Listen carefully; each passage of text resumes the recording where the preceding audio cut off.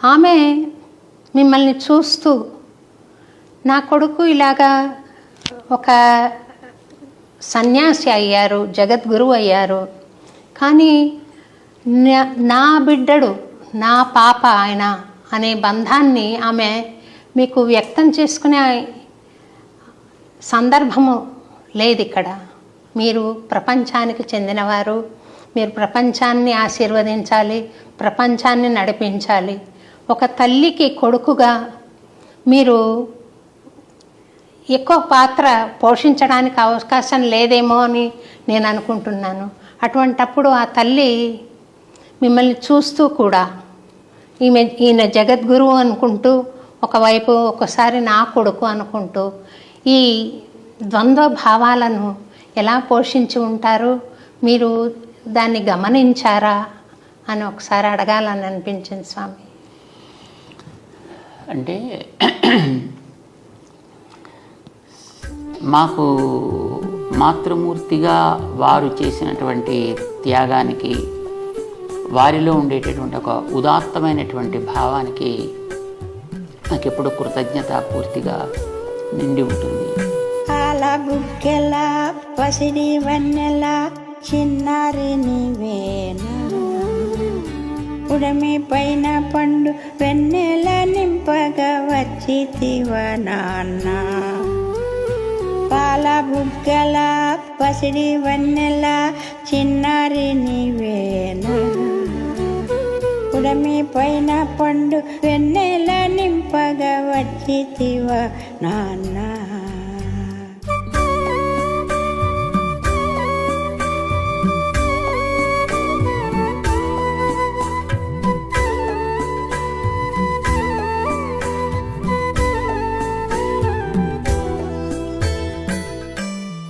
ఒకటి, వారు ఆశ్రమాన్ని స్వీకరించడానికి అంగీకరించగలగడం.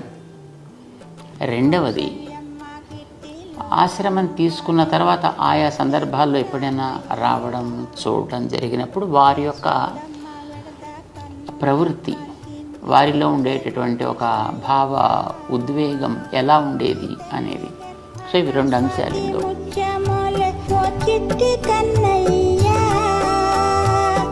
తల్లి గర్భాన స్వాతి ముచ్చమోలే ఓ చిట్టి కన్నయ్యా, ముక్తి మార్గము చూప అవతరించితివయ్యా, జన్మ ధన్యమయ్యా, నా జన్మ ధన్యమయ్యా. పాల బుగ్గల పసిడి వన్నెల చిన్నారి నీవేనా, ఉడమి పైన పండు వెన్నెల నింపగా వచ్చితివ నాన్న.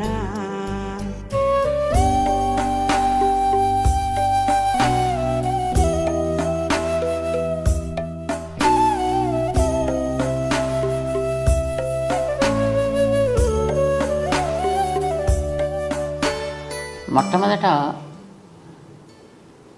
పెద్దజీయర్ స్వామివారు అంటే మాకు ఆశ్రమాన్ని ఇలాగా తీసుకొచ్చినటువంటి మా గురువుగారు. వారే మా మాతృమూర్తికి కూడా ఆచార్యులు. వారే పంచ సంస్కారాలు చేసి మంత్రార్థాలని ఉపదేశం చేసిన వారు.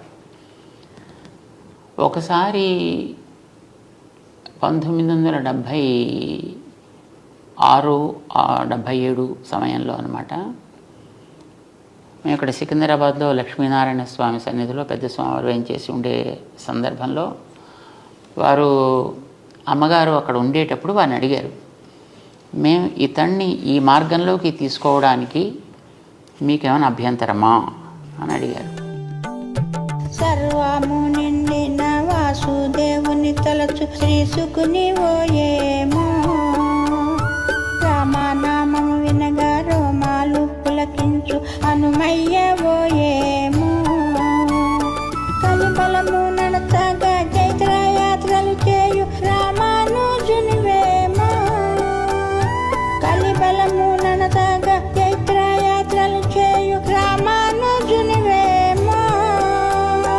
ఎవరైనా కానిమ్ము నా సంపత్పుత్రుడ చల్లంగా వర్ధిల్లు, నీవెవరైనా కానిమ్ము నా సంపత్పుత్రుడ చల్లంగా వర్ధిల్లు.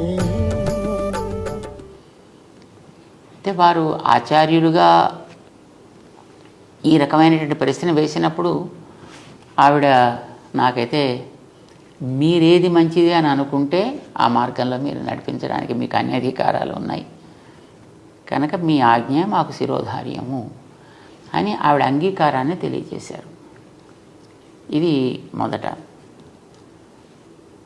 రెండవది, చదువుకోవడానికి లౌకికమైనటువంటి చదువులతో అంతకుముందు ఉండేటటువంటి ఏదో చిన్న చితుకు ఉద్యోగాలు చేస్తుండేటువంటి ఒక వ్యక్తి అది కూడా వదిలిపెట్టేసి ఇలాగ వెంట వెళ్ళాలి అని అడిగినప్పుడు ఆవిడకి అనిపించి ఉంటుంది, బహుశా ఇలా వెడితేనన్నా ఈ పిల్లాడు బాగుపడతాడు అని అనిపించి ఉంటుంది ఆవిడకి. అందుకోసం వెళ్ళమన్నారు.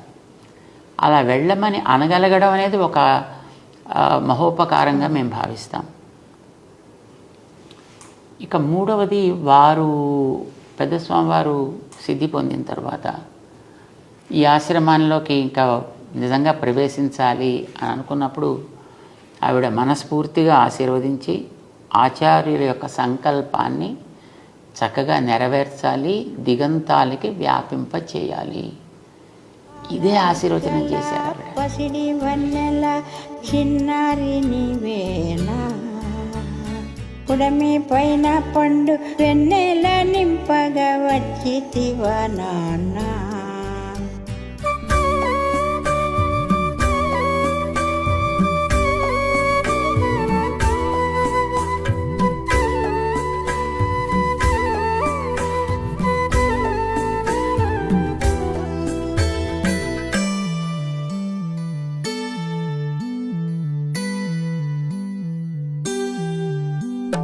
నిద్రాహారాలను నియమించుము గాని నిరసించకయ్యా,